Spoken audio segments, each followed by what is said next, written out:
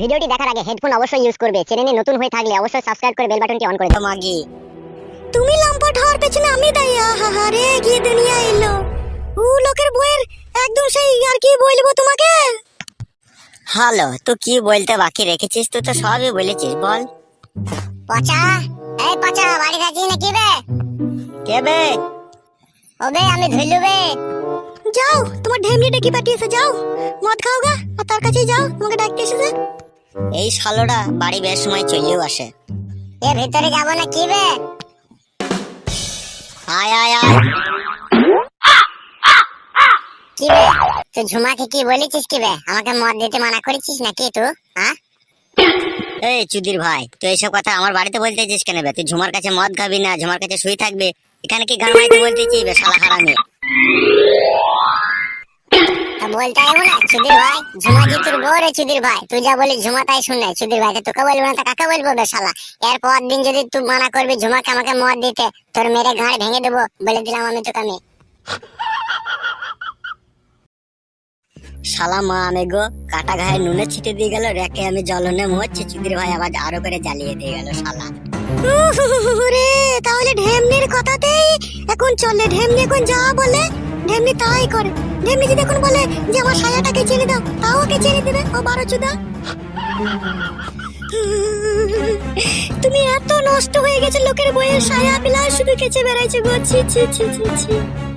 ও যা বলে গেল তুই তাই বিশ্বাস করলি বল? হ্যাঁ উফ বাপ রে বাপ, ইয়ার পরেও আমি বিশ্বাস করব না? হ্যাঁ এ বউ, তুই এরকম করিস না বউ আমার সাথে। তুই এরকম করলে না আমি কেরাসিন খেতে বাধ্য হব বউ।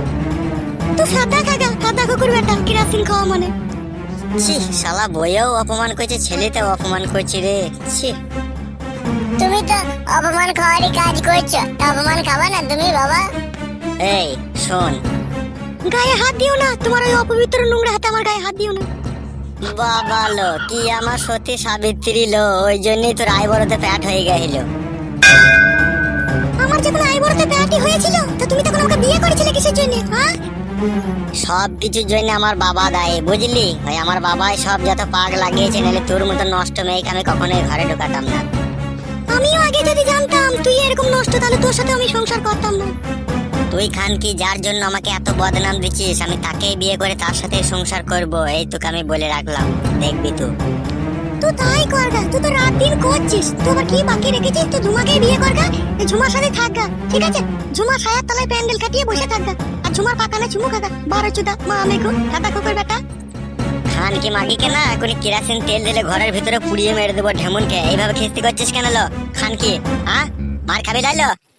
এ বারোচুদা খাতা কুকুর বেটা, তুই যদি ঝুমাকে এলি থাকবি তাহলে আমাকে ছাড়পত্র করে দে, আমাকে ডিভোর্স দিয়ে দে। আমি আর তোর সাথে সংসার করব না রে।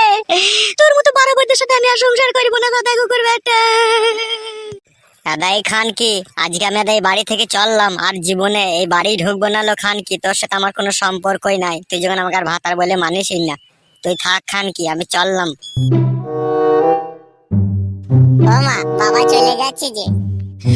ও চলে যাবে ভালো, বাড়ি থেকে। ও বাড়িতে থেকেই বা ও কি করবে?